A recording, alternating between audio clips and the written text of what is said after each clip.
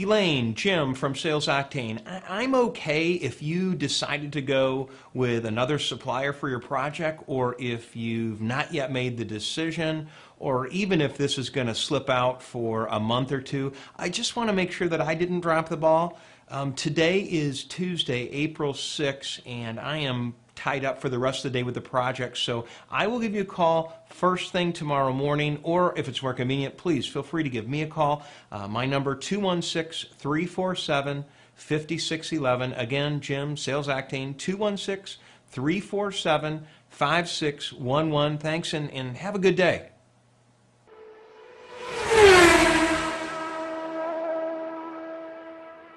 So what just happened there? Well, we've all been there where we have given a proposal to a prospective customer. They may have even told us that it looks great and they really are leaning in our direction, and then it goes silent. And you've left a couple messages following up, but nothing seems to work. Well, that's when you would use this technique. Here's the way it works. There's only 3 possible reasons that they are not calling you back. Number 1 reason is that you lost it. They've moved in a different direction with another supplier. Second could be that they have yet to make the decision. So they've not met, or they couldn't get a group together if it's a committee decision, or maybe they just haven't had a chance to look at the other proposals or do the final analysis to make the decision. And the third reason is that they made a decision to delay it. So it could be for a month, a quarter, a year, or indefinitely. But those are typically the top 3 reasons that they haven't called you back. Matter of fact, as we go around the world and ask the question, what are the reasons that someone's not calling you back on an open proposal?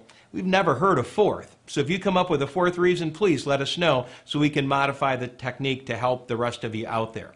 Now, why is it that they're not calling back with those 3 situations? Well, if you think about it, really they feel like they're on the hook to you for the sale, and so they're concerned that picking up the phone and calling you, you might get irritated with them or angry with them or push them or try to turn the situation around. So they are basically avoiding you.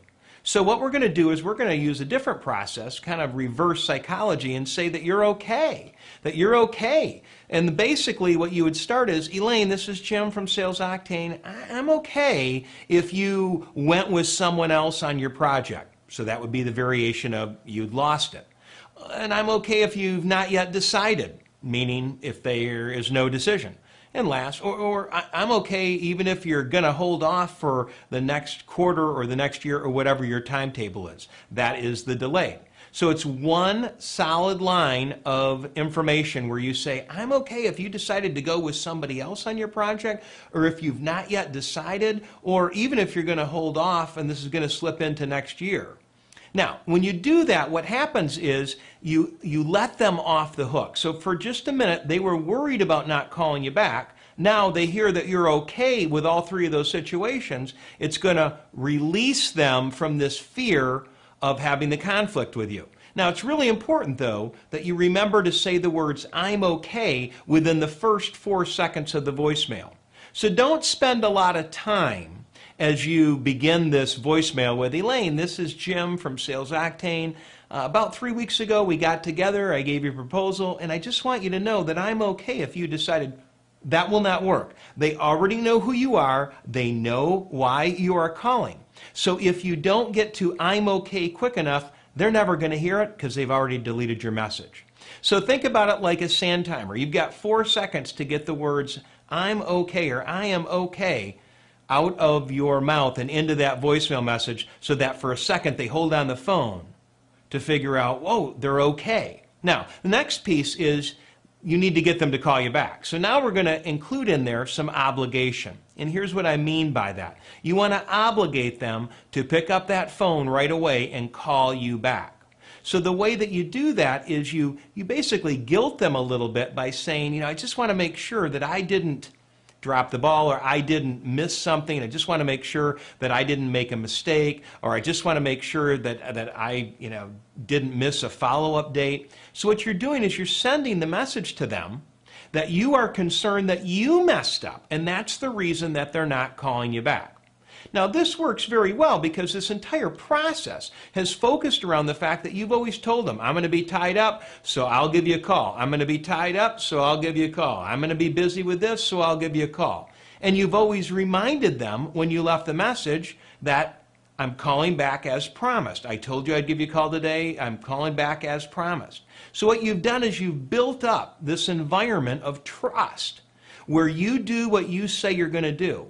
And now, at this last moment, you're saying, did I mess up? Did I drop the ball? Did I make a mistake? Did I fail to do something that I was supposed to do?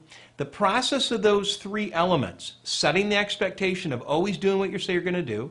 Number two, letting them off the hook by telling them that you're okay if they went in one of those other directions. And then last but not least, sending a level of obligation saying, is it me? Did I make the mistake here?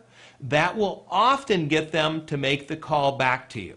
So you can also double down on this with an email. So you leave the voicemail and then send the same thing in the email. And all you need to do is in the subject line, literally write out, I'm okay if you decided to go with someone else. And then in the body of the email, finish the language in the I'm okay approach. So go back, put the terms together, write it out, lay it out smoothly, practice it a couple times, and then take a bunch of open proposals that you never heard back on, even if they're months old, and make several phone calls using the I'm okay to these different companies, and I'll see you at the finish line.